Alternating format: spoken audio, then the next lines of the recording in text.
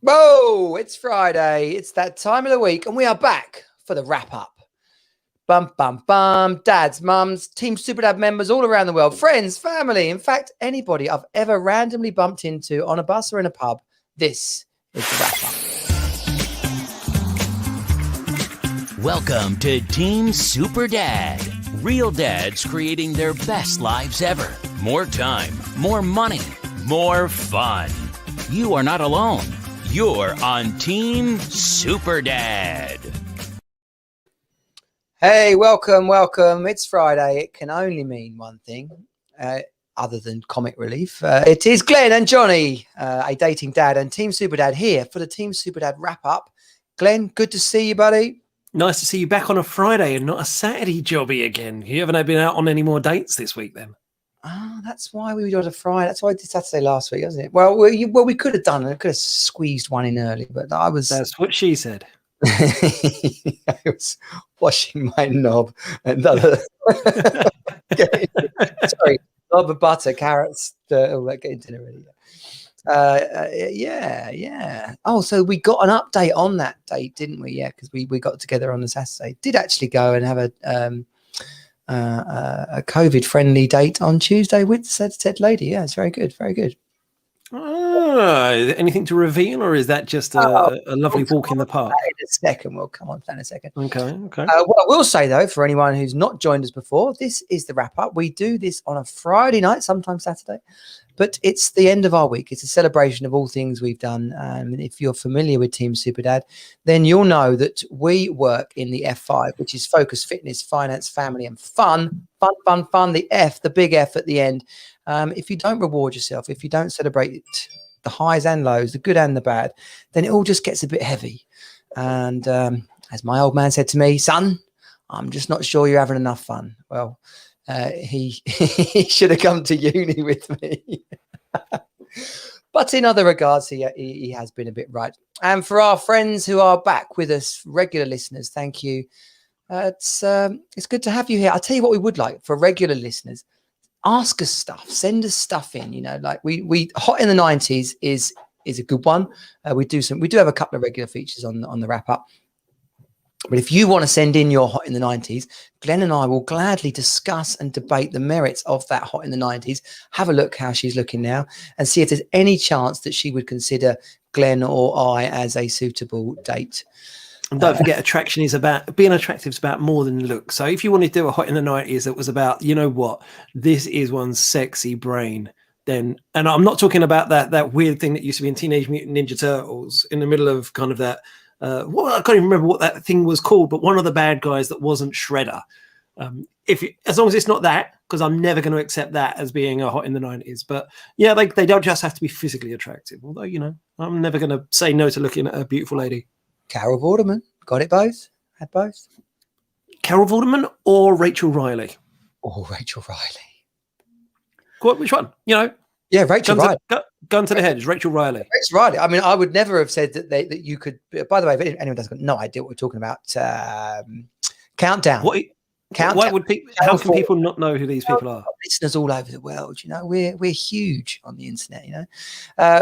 Countdown TV show, numbers, words, clever people, and an incredibly attractive, super brainy, like hostess woman who crunches the numbers and does magic in her head. And so yeah, Carol Vorderman was the pin-up, like for all those values, the geeky hottie. We weren't going to do Hot in the 90s, and here we are doing Hot in the 90s. This is brilliant. And then she retired. She I don't know. I'd like to know what that story was. But she moved along, and by chance they found someone even more attractive and certainly as clever. Yeah, but Rachel Riley cannot dance, and that matters to me. I would take Carol Vorderman any day of the week over Rachel Riley. Rachel Riley, yes, she's stunningly beautiful, very funny, very attractive, all that sort of stuff. But having seen her on Strictly Come Dancing, no. Whereas Carol Vorderman, I reckon she can grind. I reckon she could really heat up a dance floor. Hey, Google, can Carol Vorderman dance? Not got an answer.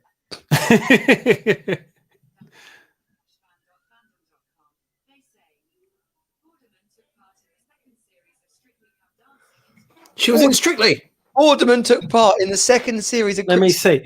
What? While you fill, I'm gonna look up Carol Vorderman Glenn, and Strictly. Like if anyone could make their own fantasy wet dream up, you've just made it. Oh, look at that. She was great. Carol Vorderman. She was absolutely superb, even though she was the second celebrity eliminated. But still, what we've learned tonight is you can't have everything. You can't have beauty, brain, a great rack, nice legs, quite witty as well. Both of them very funny. Present company excluded, Johnny. I think you've got a great rack. Thank you. I've got like quite little nipples, but they do go incredibly hard. Okay, brilliant. My daughter's making. What are you making, Rose? A cookie dough and Nutella pie. A cookie dough and Nutella pie. Brilliant. I'll have one. I dare say it will go where all the other cakes end up. And she walked in at the perfect point while you were talking about and stroking your own nipples. No, I know, but you sometimes mates, you know, like when you see the guests, fine, have a bath, yeah. They've got massive nipples, like portobello mushrooms. Yeah. I find it weird. I find it weird. I mean, mine are just there, and they do a job in terms of just breaking up the chiseled muscle of my pectorals. But they're not something I've spent much time looking at, to be fair. Like some blokes, it's like a lunar landing site. I have to say it's something. I'm like, dude, that is a massive pair of nipples. What's the story there? Are they more sensitive, or I don't know. Like, just anyway, I guess it's nothing like pointing something out and making someone feel really uncomfortable, I suppose. And that's why you're banned from most of the changing rooms in H&M. It only happened once, and it wasn't. You fuck one sheep. So I was putting a running order. If you've seen the show notes, then it will look a lot tidier. But in terms of getting the running order ready for tonight, my brain was like full of stuff, and it's been a bit of a crazy week in the UK. With, in fact, it's crazy in America. We've got the women versus men thing going on here in the UK after a poor situation of a woman getting abducted and murdered, and but in America, it's going off. Sort of violence against Asian Americans, and basically anti-Chinese sort of rhetoric, which no surprise after Mr. Trump's fine job in that front. So yeah, a lot of frustration and pent up energy going on in the world. So I tried to bring some light relief as I prepared the running order for tonight, and no surprise, as Glenn as I tiptoed through it before pressing live, loads of banter to talk about, and that is what we do on the Team Super Dad wrap up. It's like we're in the pub, we're having a laugh. So if you want to come on, just drop us a line if you've got a nice microphone. That's why Colin's not back on. Yeah. I'm going to use my phone. Is that all right? Him being on was far more all right than that attempt at an accent, whatever that was. Gin and tonic in a wine glass. That's how uncouth we are. Is that what you're on? So I am using one of my my diamond glasses. It hasn't got a stem. You just kind of put it down and it kind of just sits like that. It's really quite nice. And I filled it today with some Cardew Gold Reserve single malt whiskey, just because I've had a better end to my day than most of my week. So it's been a tough week, I've got to say. Not just at work. Work's been good. Doing loads of stuff. Really busy. Kicking off multiple projects. Agreeing commission plans for my team. So some good stuff. Just lots and lots and lots. But had a call on Wednesday from my landlord saying I've just had the electricians report through. Electricians came round. I had to do a standard thing. I thought all they'd do is, I don't know, stick some forks in some plug sockets and lick a light bulb, and they'd be able to say, right, this is fine, no one's going to die. But they spent about an hour and a half walking around my house doing things, and then the report they gave me said, yeah, I've had a look at it, and they've condemned the wiring in one of the loops, which the garage is leaking from the ceiling, and they said, no, you can't have any electricity out there, and we need to rewire every light in the house. and they've probably got to chase in all the other wiring as well. So they're going to have to rip up every floor, pull down every ceiling, rewire the whole lot. And so we're gonna have to work out. You're gonna have to move out. You're gonna have to move, pack. They won't do it with anyone in the house, any furniture in the house. So they're saying you need to do is pack up all of your stuff, put it in storage. They'll spend a couple of weeks doing the electrician stuff. Then they don't decorate, they don't make good. So we'll have to get redecoration done, and then you can move back in. So what are you talking about? You know, what am I going to do? I can't. It's not just me on my Todd. I've got 4 kids. I've got a house full of stuff. Yeah. This is a 4-bed house, and I've been living here for 9 years, and every nook and cranny is filled with life stuff. And so, yeah, it was going to cost. He was going to have to pick up the tab, but it would have cost however many thousand to pack it, to move it, to store it, and then to move it all back and recover it. And I got no idea where we're going to stay. With me and the kids because you can't. I live in Kent. It's not exactly a tourist hotspot. There's no Airbnbs that are within walking distance of my kids' school. So I've spent most of the week really stressed and worried about it, hiding it from the kids because I didn't want to tell them because they would have been so anxious. But then today, as I was putting some stuff in the recycling, spoke to my neighbour. He's a Sparky. He's come round. He's had a look at the report. And he said, that's just an advisory. Look, actually looking at that, there's this C2 thingy and all this. No, that's fine. And actually they've said that that's a problem. Look at these regulations. Regulations say that's absolutely fine. That would be fine at twice. And he's gone through it. And yes, there's a few things that still need doing. But as far as he can see, actually, I'm not going to have to move out at all. And we can redo it while I'm here. Fuck me, I'm buying that man a crate of beer. Definitely. It's been hellish. So a much better end to my week than the start. I've got to say. What a relief! Well, funny story. Had it when I bought my flat in Brighton. I first time I'd ever done a project like that, and the plasterer, top job, excellent bloke, knew him from a friend. And so he says to me, "Oh, I know a Sparky. He'll come and do that." So this random, when you meet someone, you think, "Oh, this isn't good." But I just kind of trusted that the plasterer knew him, and we were okay. And we met in a pub, and he's showing me through this brochure, and he's got his mate with him. Is what do they call them? This little helper. Yeah, mate. His mate. Oh yeah, it's his Sparky's mate. Yeah. And the mate didn't clearly have any clue what was going on. And they showed me through this brochure, like fixtures and things. And I'm just completely virgin to all this, basically. So I said yes, gave him a load of money. He did actually do the job, but it was a saga. And then about 2 years later, it transpired that he'd done a complete bodge job. And used random bits of wire, and it was just like you say, condemned. And I actually legitimately found a dodgy bloke who said, "I will sign it off, but I won't put my name on." Oh God. Well, that's the weird thing as well. Where he was saying, look, this thing, we can either go round and you can replace all of the lights in this loop, or what a proper person could do is they can get this sticker.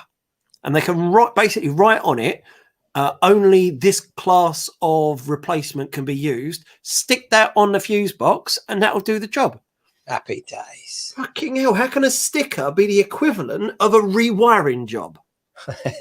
I don't get it. I don't think. But they're sitting there. If you came to me and said, look, we're trying to work this out. We need a Ruby on Rails dev, some C++ because we want to do we need basically a sandbox DevOps environment, maybe so we can roll out into some Kubernetes. I know what all that means.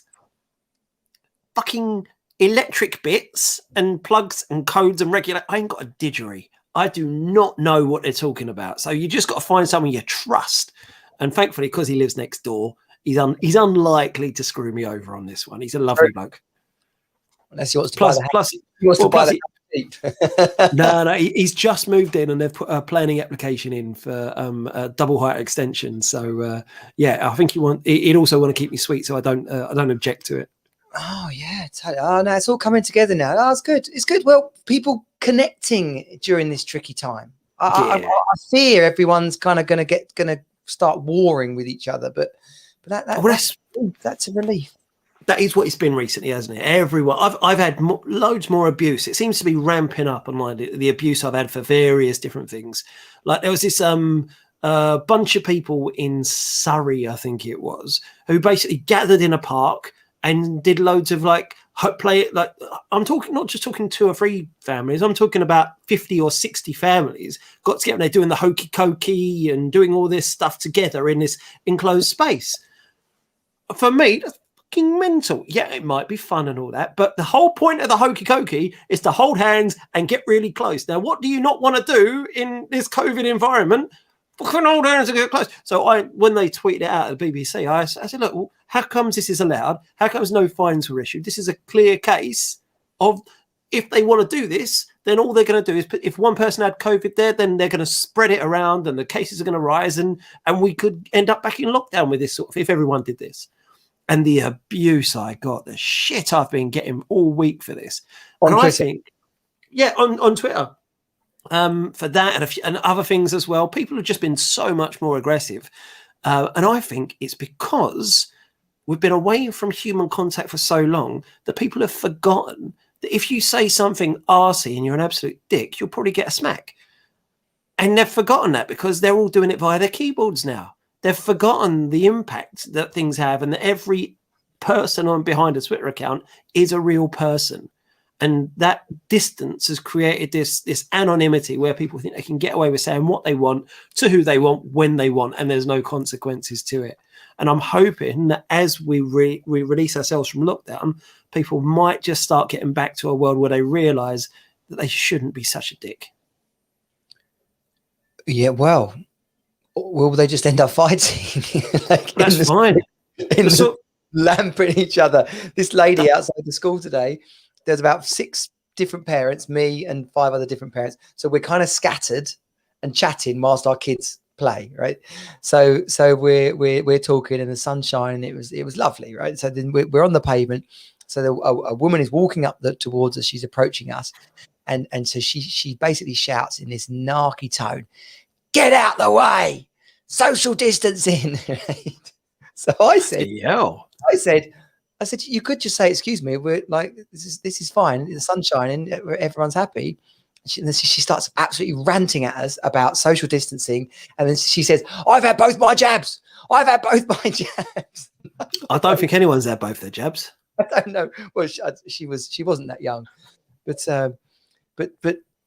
you know. So I just was like, "Well, look, have a lovely day, and I hope that you are, live long and prosper with your jabs."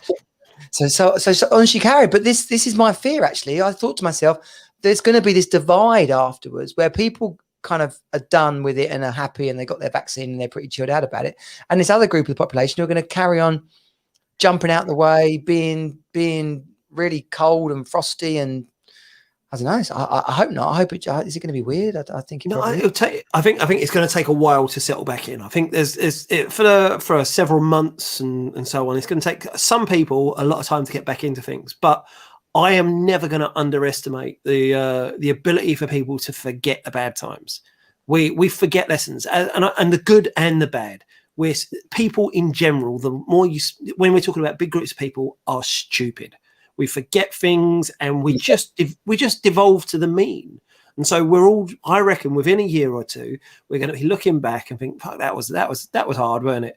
But most of us are going to forget it. We're going to forget the lessons, the good things about lockdown, the focus on mental health, the way we were all a bit, not all of us, but some people were a bit fitter a bit kinder, and all the good things that happened over the course of the last year will be forgotten, as much as all the pain and all the bad things have been forgotten. People are just stupid. I hope so. We've talked about the 90s and the good old days before, but I do, just there was so much freedom then, really, until they flipping brought in the poll tax laws and shut down all the legal raves and stuff like that. We really were just bobbing around having a nice time. And that 1990, 91, it's well known that it brought to an end all the hooliganism in football and stuff, because instead of drinking beer and fighting, they were doing pills and dancing. Yeah, that's what it is. It was nothing to do with wider social economic issues. It was nothing to do with global capitalism overtaking. It was nothing to do with so much in the way of geopolitics. It was all to do with ecstasy. I think it was, Glenn. And that says more about your activities in the 90s than it does about anything else, doesn't it?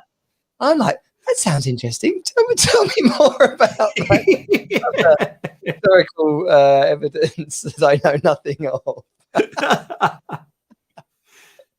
Well, very interesting. We'll come back to that. Or maybe you've got a couple of books on the subject.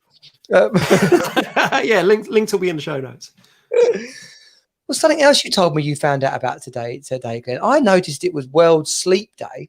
I'm a big fan of sleep. Oh, it links nicely into my new watch as well, which I see you also. New watch. I do indeed. I got mine for my birthday, and because I'm dialed in on a Mac at the moment. I've got an iPad here, iPhone in my pocket, because it's all part of an ecosystem. It works perfectly as a companion piece. It's brilliant. Now, I probably wouldn't have bought it if I didn't have the whole Apple set, because it doesn't work quite as well, and it'd be a bit weird to have this and have some sort of Android. How about you? Well, I've had a Fitbit for 5 years, and I loved it. It just it was part of my fitness, not transformation. I've always been fit, but it kind of cranked it up to the next level, tracking everything and sleep, tracking my sleep. I love to see how long I've slept for and what. Weirdly, I checked mine this morning. Yeah, I checked mine this morning. My average time in bed, I'm going to get it out because I want to get the sums right, because I don't want to actually be exaggerating on this. So my you have your sleep targets and so on. My average time in bed, according to my Apple Watch, is 5 hours and 48 minutes. Yet my average time of sleep is 7 hours and 3 minutes. My head's melting. I don't quite understand. Are you frozen? The excitement of what time Glenn goes to bed has killed the internet. He's frozen like a little Jiminy Cricket over there. Oh, look at him, to be sure. He's going to tell us a joke in a minute. So sleep apps, as Glenn is alluding to, I'm also very interested in, and seeing how long I've actually slept for. So if I was on Fitbit, now I'm on Apple Watch because my Fitbit sort of died. It was sort of a convenient excuse to get another watch as well. Glenn's still frozen. Maybe I've frozen. We'll have a little see. Bear with me a second whilst we just see if we can. Oh, Glenn's gone. Now I'm on my own. Now I really am feeling. So it was what I will tell you about swapping watches. A bit like anything. Oh, he's back now. Look.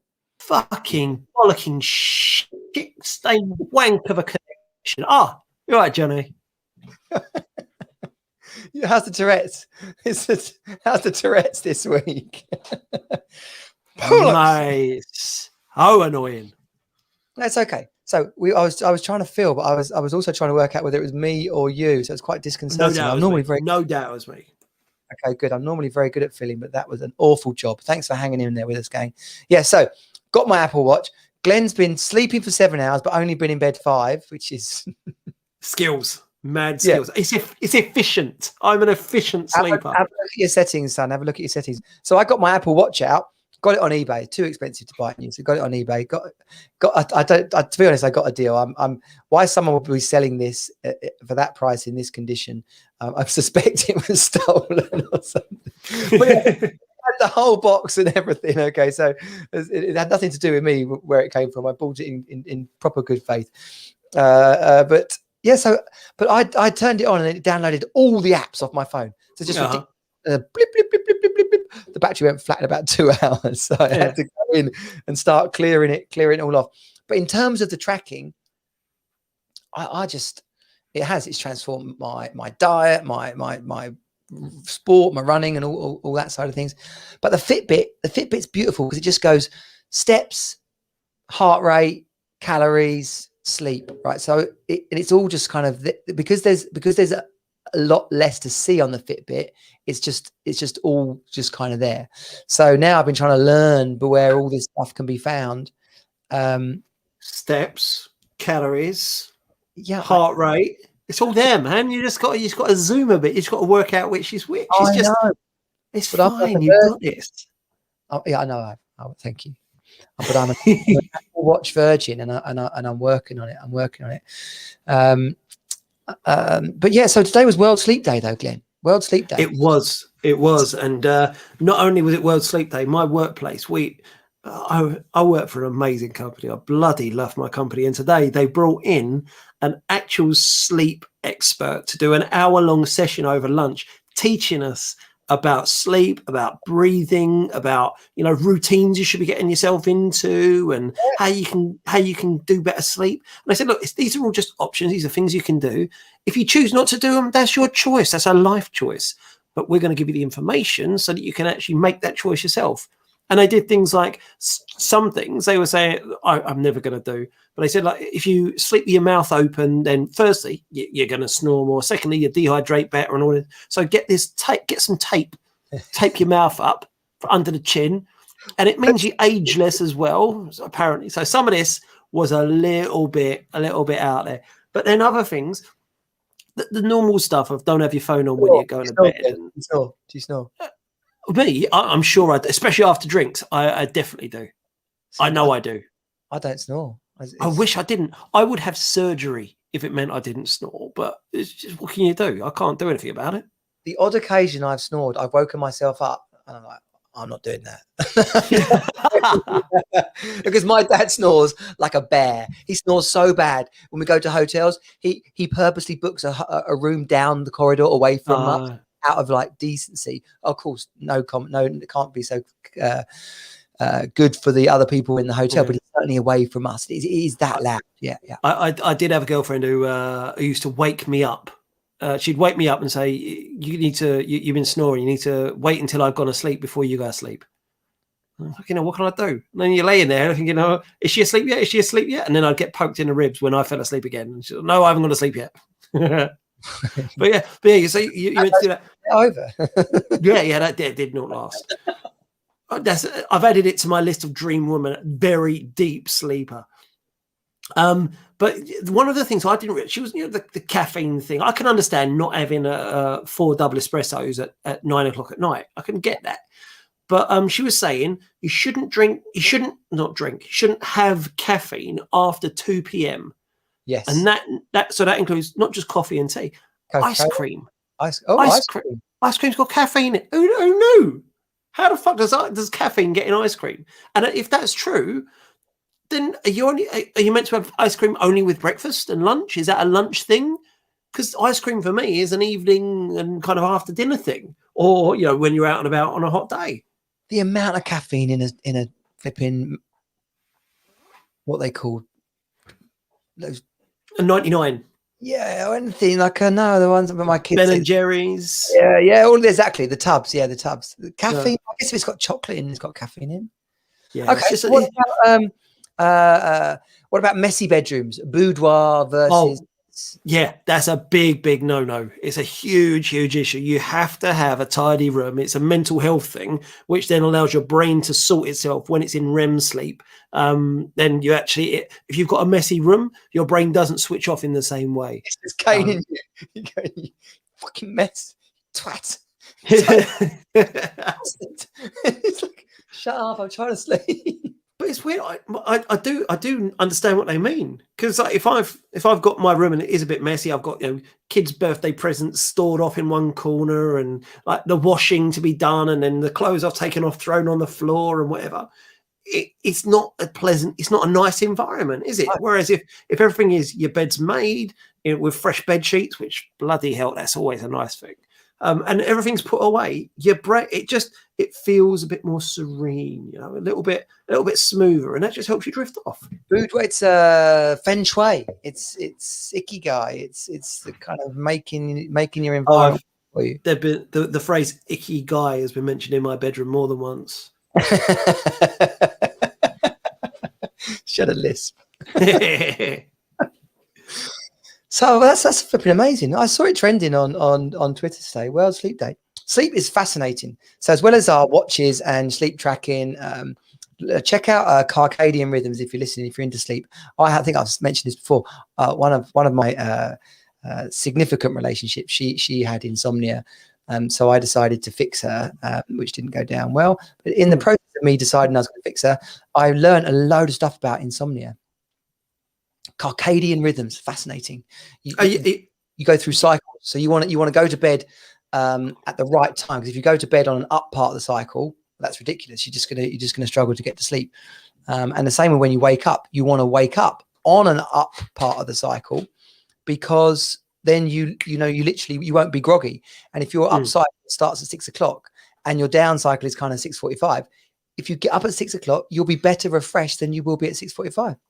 Oh, it's mad, isn't it? But they were saying the world is built for, they call them larks and owls. So a lark is someone who will go to bed at 10 p.m, wake up at 6 a.m. Generally, they're with issues, but they'll go to bed earlier, wake up earlier. And an owl.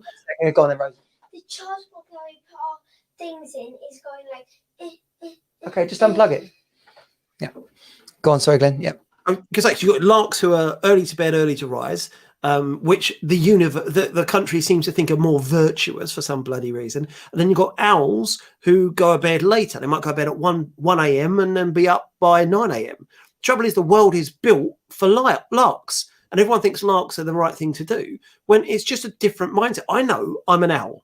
Without any hesitation, I will comfortably go to bed about 1 a.m. and then wake up about 8:30. That gets me 7.5 hours to sleep. All is good. All is right with the world. Yet the world is built in a way that means I actually have to try and force myself to go to bed earlier, or accept I've got less sleep because I've got to get up in early in order to get into an office for 9 a.m. It's crap. Well, your circadian rhythm, your 1 o'clockage, will be actually around 10. So if you want to catch that way, of course, you're going to miss out on those 2.5, 3 hours in the evening. But I bet you. No, that's the thing. Only if you're a lark. If you're a lark, your circadian rhythm starts at 10 a.m. Well, your sleep time's at 10 a.m. and then you're up earlier. But me, because I'm an owl, actually that's just shifted by several hours, and it's a genetically forced thing. You can try and change it a little bit, but me, there's no amount of kind of training and so on. I will always naturally revert to going to bed later and waking up later, and that's just a natural rhythm that I'm in. Mediterranean blood in you. You do look a bit Roman, a little bit. Yeah. Well, my family's Hungarian, so maybe they migrated from somewhere. Yeah. There we go. Oh, this is magic. We'll get our DNA sorted. We'll get it sponsored by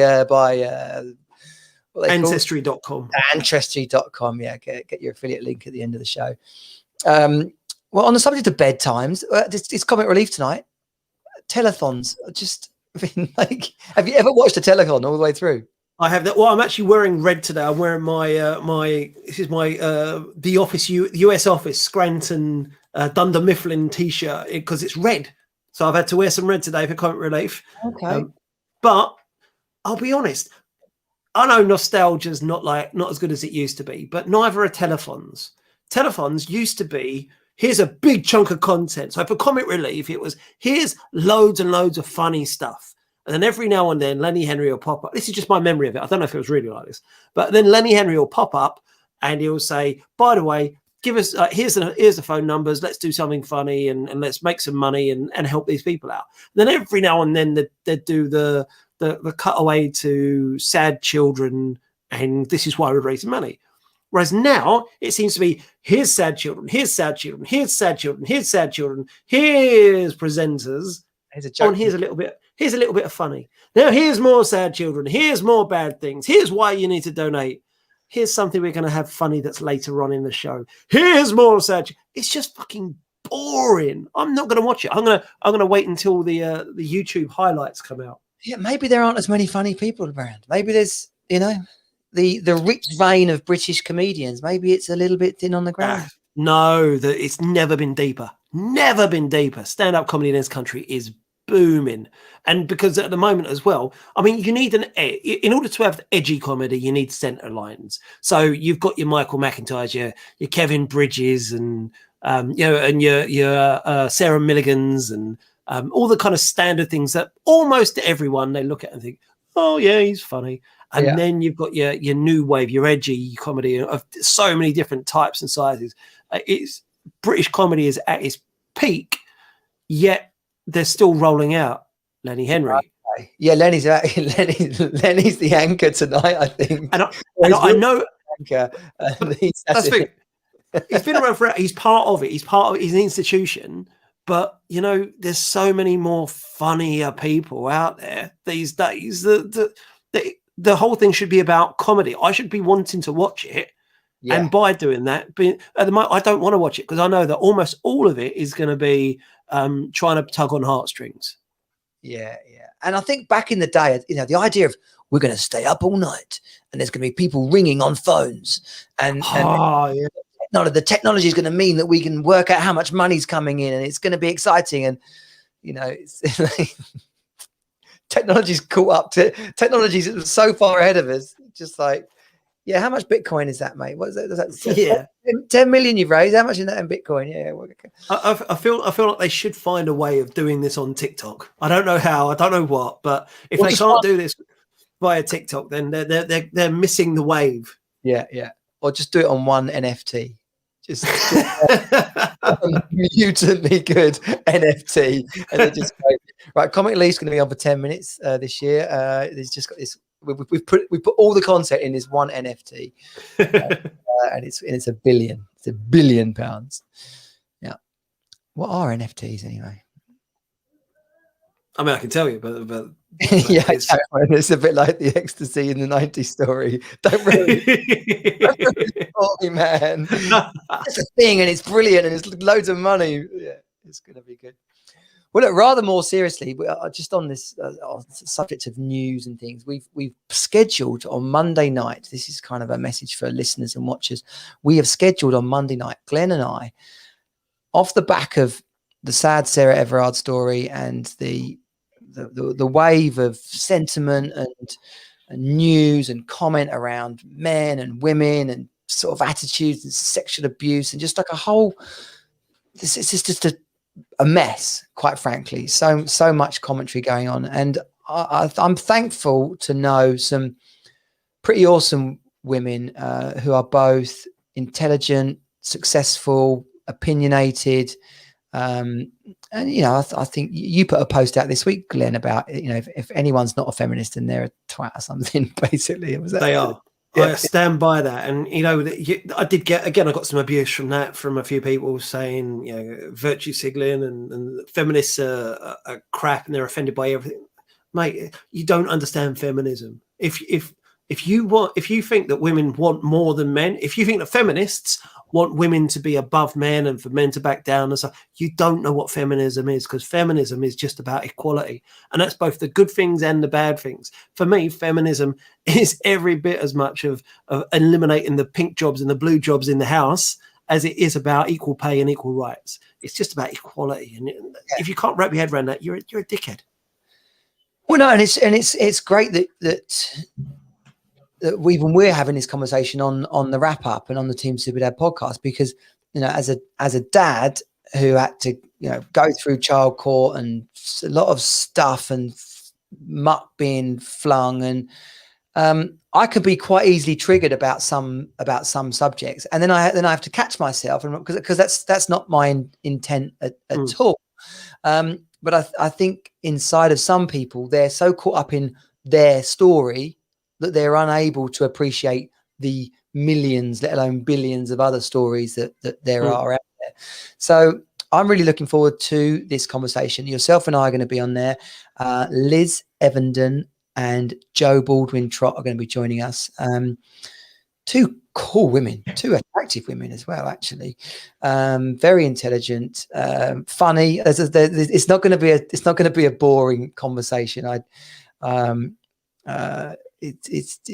think I'm really looking forward to it being a fresh conversation, where I got questions to ask, and I want to hear about, is it scary being a woman? Like, what's the thing? That's pretty much where I want to start, like get that out in the open, like. And it's about being honest, because there's going to be questions that guys. I'll be honest. I've got a pretty good imagination, and I've supported various different forums for various different demographics that I'm not part of.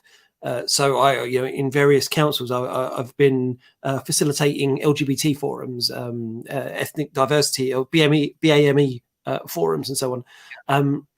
But I'm never going to fully appreciate everything that those demographics and groups go for, because I'm a straight, middle-class, middle-aged, white, able-bodied man. Yeah. So I just, no matter how much I can imagine, I'm never going to experience that. And so to speak to women and just get them to share some of the things, because I think a lot of guys, they're unknown unknowns. Like you and I, if we were walking down the street at night, if it's a random thing, we'd look around, and at most we'd be looking, thinking, who's going to attack me, try and mug me, at worst try and stab me. Yeah. I bet you've never had the thought in my head, fuck, there's a guy over there who's going to try and rape me. Yeah. That's another level. Yeah. It just, they're things that never run through our head. So it's going to be really interesting, and frankly, sometimes I'm sure it's going to be a little uncomfortable as men to be hearing this, and it's going to be really challenging for me to sit there and remind myself, it doesn't matter that it's not me. It doesn't matter. It's not about me. This is about men in general. And I am a man. And she's not saying I'm going to do these things or I'm thinking these things, but she is saying that men like me will do these things. And she doesn't know, not she, there's not individuals, but women don't know what's what in terms of who's right and who's wrong and who's gonna and whatever. So it's going to be really challenging for me to just shut up and listen, man, and ask some questions. That is the bottom line. And we did it last year. If you want to go back and listen to a couple of podcasts we did with Errol and Tony, two black friends of mine, pastors in churches, and we just had a straight conversation about something. I've known these guys 15 years, 20 years, and there's things you just never ask. And it's like, okay, well, let's do this. Let's ask the things that haven't been asked. So we're going to do that on Monday night.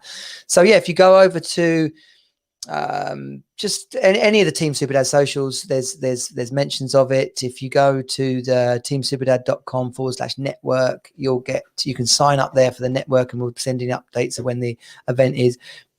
But basically, it's on Monday, which is Monday the 22nd, and it's at 6 o'clock, 7 o'clock, I don't know. 6:30 is when you took your legs, so it'll be around then, some point after that. We're just after 6:30. There you go. Get involved, spread the love, share the word. Moving along, let's crank it back up to our show notes. By the way, sponsors, I hope you notice, as I was pouring my whiskey, the label was forward. So I'm very much open to sponsor opportunities, and you can see that placement is natural. Exactly. And then I can say, Glenn, that looks like a nice, fine single malt whiskey there. This is a wonderful single malt. Okay. I don't know if I showed it earlier, but this is a Cardew Gold Reserve. Very, very, very nice and perfect way to end a stressful week. I got given a bunch of whiskey. I've never been a whiskey drinker, right? I'm never really much of a drinker, right? My one of my first times I ever got drunk was when my dad and stepmom went to a school play, and my best mate, one of my best mates, Matt, came over, and I just bought an album which was some kind of import of Chicago house. Okay. It literally was 1990, and Matt came round, and we were babysitting. This is a riff, I'm going to get social services on me. We were babysitting, like 14, 15, and we decided to have a couple of little shots of stuff, and then it got a bit carried away. So we were doing like half tumbler full of spirits, and so I think we had a little sniffle, then one of the bigger drinks, then which I'd made. Then Matt goes and makes another one, and I said quite sensibly, I'm not having another one. So Matt necked them both. So shortly after that, he was absolutely paralytic, Yeah. Then he said, I'm gonna cycle home, right? So I said, no, you're not. No, you're not gonna cycle home. I called his mum and I said, Lynn, something's happened. Matt went to the toilet and he's come back drunk. And and I'm about 40. Now, Matt's mum and dad, Lynn and Pete, pretty straight laced, fine, upstanding members of the community. If you'd have said that to my dad, he'd have called you a dickhead and sent you to bed with a coffee. But as it was, I've got about 10 minutes. I've got to try and sober Matt up. So I try and maneuver him up the stairs in like a fireman type situation, and I get him up to the top corridor. Sod's Law, our bathroom's on the 3rd floor. It's like an old Victorian house, right? So I get him, and on the wall, my stepmom has a set of Irish plates handed down through 3 generations of her family. He wipes them out completely, the whole lot, like Irish china, boom, 200 years in a pile. Clearly should have put them in a display cabinet, but that's another subject. So I've run a cold bath. Right, this is the best bit. So, when you've got those pictures in your mind of something that's happened, the picture of my mate Matt's face as I tossed him into a bath of cold water, because at 14 your mind's like cold shower. So I go and I like throw him in like a washed up walrus in this cold shower, and he goes he takes a big gasp and he's shouting fuck. So now he's awake, right? So now he's awake. So I get him back out of the bath, rub him down with the towel, put his clothes back on. As we go back down the stairs, I managed to get him down the first flight, but he swings like wildly as we go down the second one, stumbles down the stairs, grabs hold of a lamp that's hanging out the wall to stop his fall, rips that out the wall, and now he's laying at the bottom of the stairs with the lamp in his hand and laughing. So his mum, in her infinite wisdom, decides that he needs to go to hospital. So she takes him to the hospital. Seeing that I'm home alone, she calls the police. So then my dad comes home about 20 minutes later or whatever, the house is full of police. I'm standing in the kitchen throwing up in the sink, and a policewoman's holding my little baby brother. I'm guessing you didn't do much babysitting after that. Oh, very poor. What's that thing? An actor goes, end scene, right? Brutal. That's amazing. Yeah, really bad. Matt got grounded for like ever. And thankfully I didn't too much. My dad wasn't really into grounding as a punishment. But no, surprisingly, I was put off booze for quite a while after that. Mm. See, I know my kids. I don't know what your thing is about kids drinking, but I won't say I let my kids drink because that sounds too much. But if of an evening they say, "Dad, can I have a cider?" Have a cider, like a little can of Copperberg or something. Yeah. Or they'll say, "Can I have a glass of wine?" When we're having dinner, I'll say, "Yeah, pour you a glass of wine," and so on. I won't let them have spirits until they're a bit older, but I'll let them, if I'm pouring myself whiskey, I'll let them smell it. And the smell enough is alone is enough to kind of put them off. But I have to do this because I've got, I don't know if you can see, I don't know if I've shown this. I've shown this. So that's my whiskey cabinet. So I've got about 15 to 20 different whiskeys in there. And that's just the whiskey shelf. And I've got the same for gin and vodka and rum and Baileys and wine. And I've got everything over there. So I need to trust them, because when I leave the house, if I can't trust them, how much of that are they going to get through? So I've got to basically put the fear of fucking God into them, that this is not going to happen. You are not doing this. Otherwise you're in deep trouble. Otherwise, basically, I don't want my Irish china smashed. Oh man, can you imagine? There's no coming back from that. No, very. It just had to go down as one of those things. But no, the poor woman. Yeah, definitely. Imagine what those plates have been through, only to be totaled by two modern age twats. Oh, that is an epic story. I love it. Matt's one of those mates, right? I don't know if you've got a mate like this. I have a drinking limit. There's a point in the night where it's like, oh, I'm gonna have to have a bit. I can't drink any more beer. I'm gonna have a black Jack Daniel. In fact, no, I've had enough to drink. I can't. No, in fact, I just need, like, give us a lemonade or a bottle of water or something, because I need to sober up now. Matt is one of those mates that when you get in the taxi at some random point of the night, eventually going home, he'll pull out a can of lager. And you go, what on earth is that? Where on earth did you find a can of lager and have it in your pocket? It's like, I've no idea. He genuinely doesn't. But suffice to say, he's having, when you couldn't think another drop could be drunk, he's having another can of lager. If it's not lager and beer, that's me. I can drink like non-beer. Beer just takes up too much fucking space. But I've got a mate called Dan who we used to go out, and you're saying about drinking loads. He would just go hard from like second one, and he's not a big guy. He's only 5'6" or something like that, small guy, and so he'd just get absolutely hammered. And the next thing you'd know, someone would basically come out in the pub and just say, "Is Dan in the toilet?" Yeah, thought so. Yeah, someone's ripped the hand dryer off the wall, and that would just be Dan. And you just knew, yeah, that was probably Dan, wasn't it? There was no reason to it. No, you know it's bad, but there's also there's nothing you can do about it. And the challenge was, he was also the guy who used to. I probably mentioned it on the show before. Who could never shit with his clothes on. Okay, good. So he would. If we were out on an all-day one, you knew that if he was having a dump in the toilet, he was naked at that moment, and you just had to pray that he was sober enough that he would put his clothes back on before coming out of the toilet. That's gold. There's a few people around who have that. I guess it's some kind of either a really chilled outlook on life or an affliction. But he's better these days, much better these days. Hi Dan.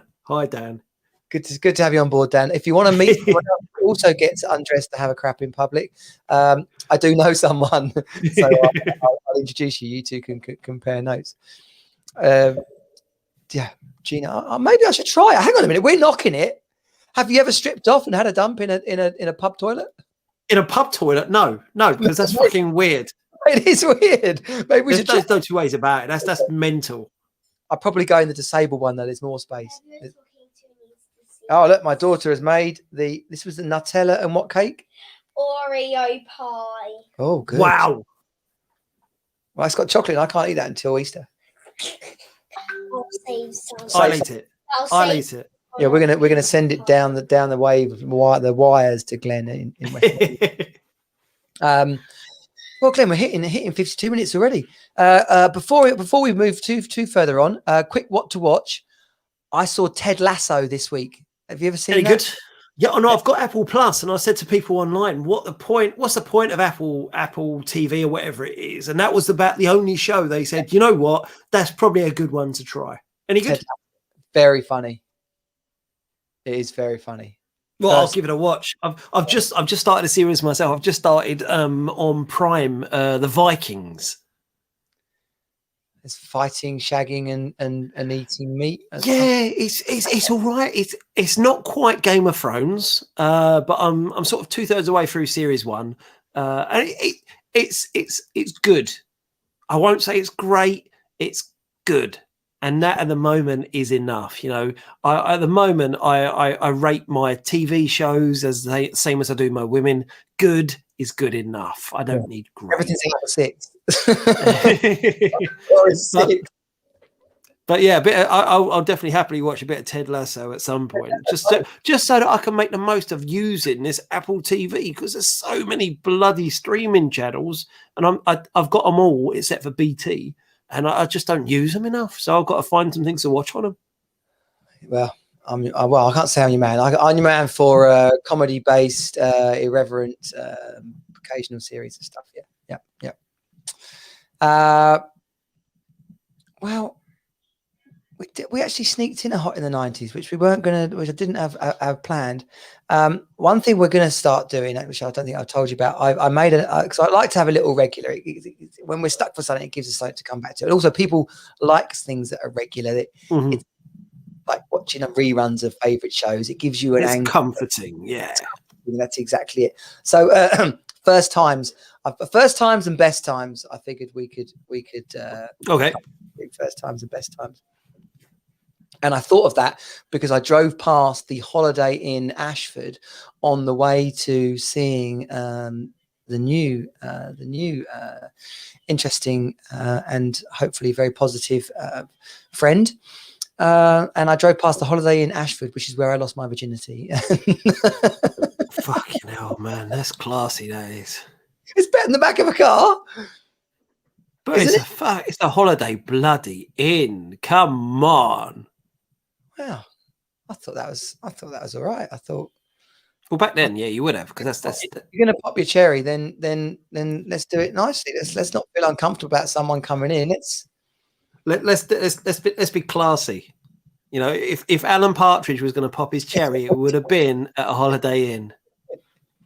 You pop your cherry then. Come on. If you're gonna at home.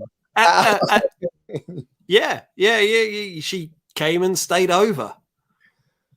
Oh, that's easy. It was a mad time in my life. I didn't really have a home. I did, but it just my dad was struggling financially. We were living in a pub that we were renovating, and basically it was derelict. Nights I wasn't staying there. I was staying at friends' houses. So the Holiday Inn was a pretty good shout. Hey, there are worse places. Let's be honest. You know what? We had an argument about breakfast. She said, "I'm not going to breakfast. It's embarrassing." And I was just like, "Embarrassing, you cheeky bitch." Buffet breakfast. And we just had sex. So what are you talking about? Yeah, I'll admit I won't go into detail because I know this is not the time and place. I've got a natural aversion to that sort of chain hotel for popping cherries, just because. And I'm not. This is in no way libelous. Is it? No, not libelous. Scandal, slander. It's no way slander, because you can't be slander if it's true. You'll know that I'm divorced because my ex-wife had an affair with a teenage boy. And she popped his cherry in a Premier Inn in Maidstone. So I've got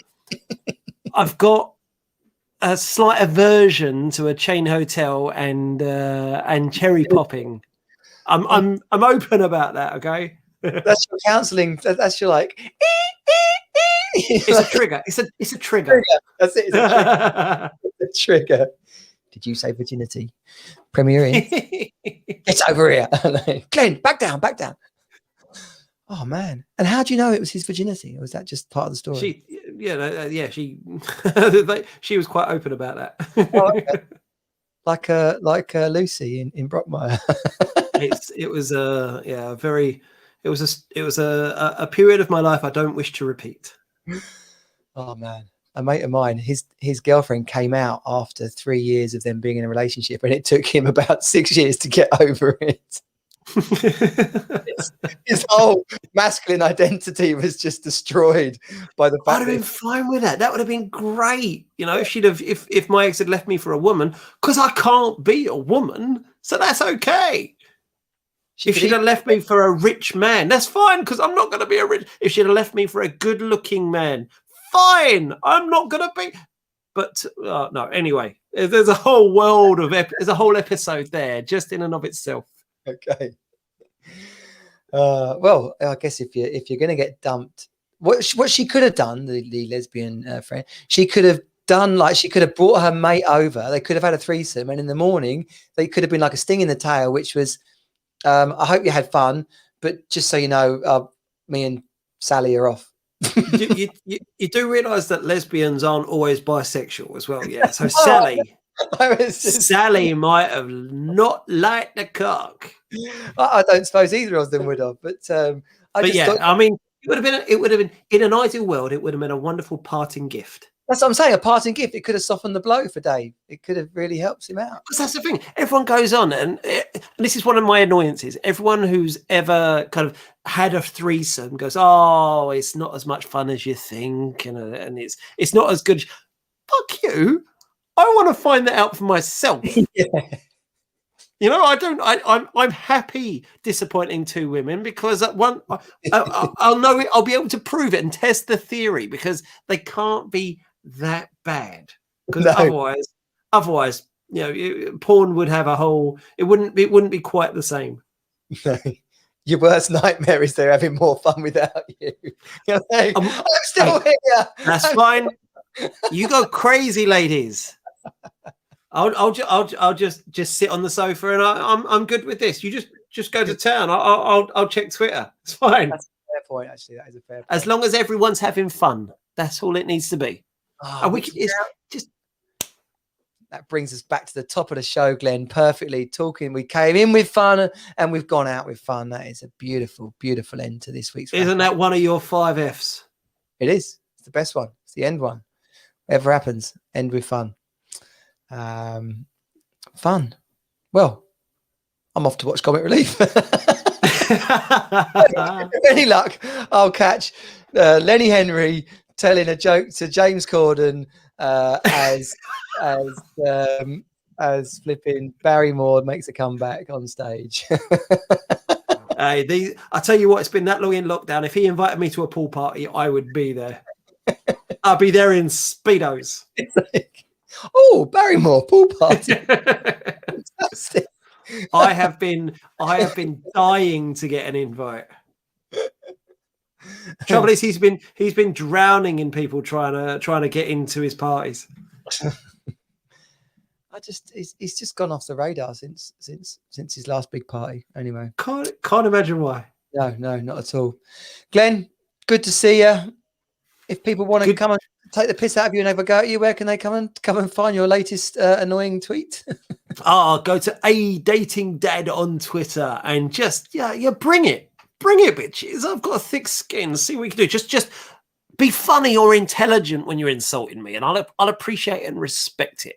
Yeah, exactly. Like a good school's debating society. That was the best. Last Thursday of the month was the best Thursday lunchtime at school with the debating society at school. Yeah. You want good wit and humour as you absolutely rant and rave at each other. Yeah, brilliant. And Team Superdad. Everyone, come on over to teamsuperdad.com. You can find out all we are doing there for dads who are creating the life they want, not the life they feel stuck in. And we'll see you next week. Subscribe to the podcast, leave us a review, and generally have a great weekend. Take it easy. Bye.